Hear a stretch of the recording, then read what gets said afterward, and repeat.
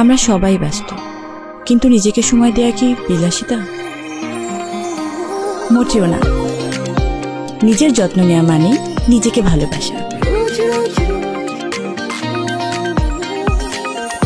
একটা ভালো অনুভূতি পুরো দিন বদলে দিতে পারে।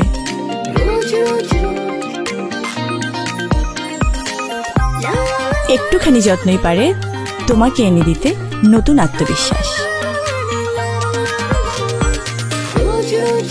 নিজেকে ভালোবাসো, নিজের যত্ন নাও। পরিমণি পরীর মতো হয় রোজ শাওয়ার জেলে। আমার রূপের রহস্য রোজ শাওয়ার জেল।